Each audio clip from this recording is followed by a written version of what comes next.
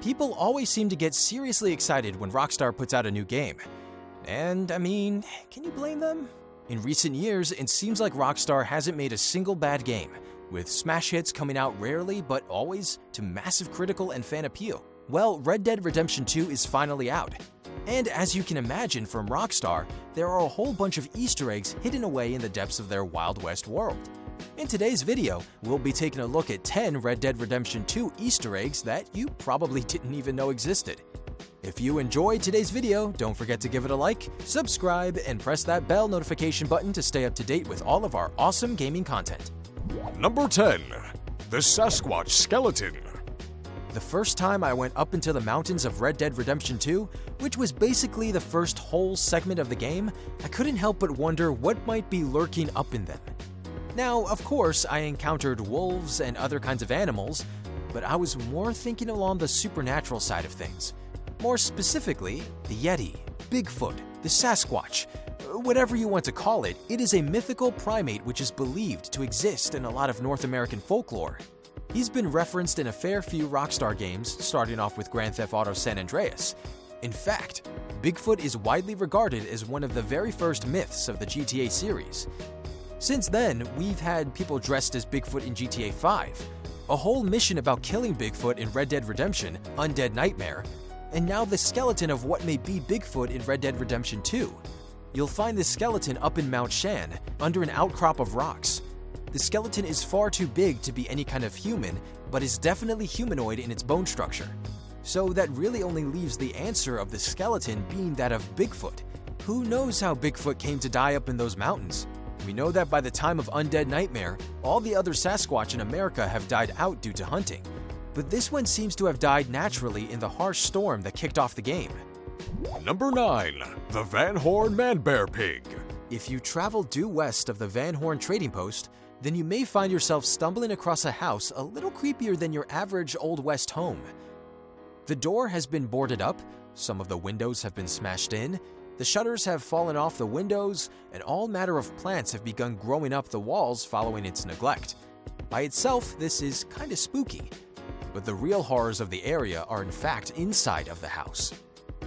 The door may be boarded up and inaccessible, but you can, in fact, run around to the side of the house where you will find a cart, hop onto it, and then up onto the roof ledge to gain access to the house through a window. When you make it into the house, you'll see a bizarre and twisted laboratory. There's a table littered with blood and straps. On it is a set of experiment notes. They claim that the creature is ready, and the parts are prepped for surgery. There are more experiment notes littered across the room, showing off the parts the scientists used to put the creature together. Then there's the creature itself. It's pretty disgusting, with 8 legs, the horns of a ram, the face of a pig, the torso of a bear, the humanoid shape of a man. Could it be the mythical Manbearpig? Oh. Number 8. The Meteor House. The Wild West of Red Dead Redemption 2 is a wide open land, and a lot of crazy stuff tends to happen away from civilization, completely undiscovered by most people. If you head to the river in Roanoke Valley, North Annenberg, you'll find yourself coming across a building. Now, this building will look like just any other building on the map at first, until you go inside. The inside of this house is definitely not for someone with a weak stomach, because it's pretty gruesome. There's a crater in the middle of the house, seemingly fresh by the way smoke is still blowing out of it, and human body parts litter the room. In the middle of the smoking hole, you can pick up a meteorite fragment. Unfortunately, that's as far as this Easter egg goes. All you can do with the space rock is sell it for cash. A little anticlimactic, especially because you see body parts everywhere. It's like a big thing, big deal. That's it. Number 7. The Strange Statues. If a guy came up to you and asked if you wanted to make a quick $1,500, then you might feel a little bit suspicious, right? But trust me, there's a really easy way to do that in Red Dead Redemption 2 through the use of this Strange Statues Easter egg. Just north of the mysterious hill home, you'll find a crack in the wall of a valley. You can walk straight through that crack, and then you'll find yourself in a room filled with very strange statues. Now, this room isn't just an archaeological oddity. It is, in fact, a special puzzle Easter egg. and by completing it, you can walk away with some pretty valuable loot. Before completing this Easter egg, you need to hoof it over to Window Rock. Here you'll find a painting of men standing around the eagle. Sound familiar? Well, it should, because that's exactly what the statues are, a bunch of dudes standing around a bird. Each of the figures on this painting has an eagle next to them with a very specific number of tail feathers. To solve this strange statues puzzle, you need to push the buttons on the statues with prime numbers, and in ascending order. This means that you push the buttons of the statues with 2, 3, 5, and 7 tail feathers in the painting. After doing that, 3 gold bars are yours to grab from the middle pedestal. That's pretty good. Easy. Number 6. The Witches Cauldron. A unique location, the Witches Cauldron can be found up east in the wilderness from Donner Falls. If you travel to it, you'll find a strange structure made of trees, branches, and pieces of metal. Clearly, this is some kind of witch's hovel, and in the corner, there is a strange and mysterious liquid bubbling away. Obviously, this is the cauldron that the location is named after. With all the bones littering the hovel, you'd think it's probably not the best of ideas to take a sip of the strange liquid, but the game does give you that opportunity. If you decide to drink some of the witch's broth, then you will immediately pass out. Because, of course, you drank essentially... Ugh. When you come to, you won't be inside the witch's home like you were before. You'll be a little bit further away from it. Did you walk there after eating whatever was in the cauldron? Did some animal drag you there before getting bored of you and leaving you there? Or was something more sinister and magical going on? So far, we have no idea, because that's all the Witch's Cauldron seems to do. Number 5. The Possessed Woman. Well, we've already talked about a witch's house in this video, so why not an actual witch? Well, okay, she might not be a witch, but at the very least, she is crazy or possessed. Just west of Braithwaite Manor, just on the coast of Flatiron Lake, you'll find yourself at what seems to be an outhouse hidden away in the woods. But as you draw closer, you'll start to notice that not all is well in the outhouse. The entire building has been wrapped in a set of chains, and the door itself has been boarded up. But as you draw closer, you can hear a female voice laughing and calling out to you. After you knock on the door and try to get in, a woman's arm pushes its way out of the hole and tries to grab you. Looking inside, you can see that, while young, she looks a whole lot like the usual description of a witch. A crooked nose, straggly wiry hair, and chanting crazily in the night. You know, the usual. There's a bit more depth to this egg, though, because it may be connected to the Braithwaites themselves. The daughter of the Braithwaites actually tells you that her sister was a little bit strange, and so because of that, the family got rid of her. Could this mad woman, in fact, be the mad Braithwaite's daughter? It's possible. Number 4. The Serial Killer. While most of the Easter eggs on this list have been relatively small things, the mystery of the serial killer is a little bit more in-depth. Yup, that's right, there's a serial killer loose in the Wild West of Red Dead Redemption 2. This Easter egg is more of a side quest, but unlike most of the side quests in this game, it's much harder to come across, and you basically have to randomly find it like you would any other Easter egg in the game. Which is why we have it on today's list. So, the serial killer side quest. Someone is dismembering citizens and leaving clues, and it's your job to hunt him down and bring him to justice. The first body is just to the southeast of Valentine. Underneath the train bridge, don't worry, you can't miss it, on account of the body being strung up in plain sight. Well, half of the body is, anyway. On the wall, painted in big white letters, is the phrase, "Look on my works." You'll find what you're looking for, a piece of paper on one of the support beams. The next location is in West Elizabeth. The corpse has been dismembered, its torso is tied to a big rock, and its head is on the rock across from it.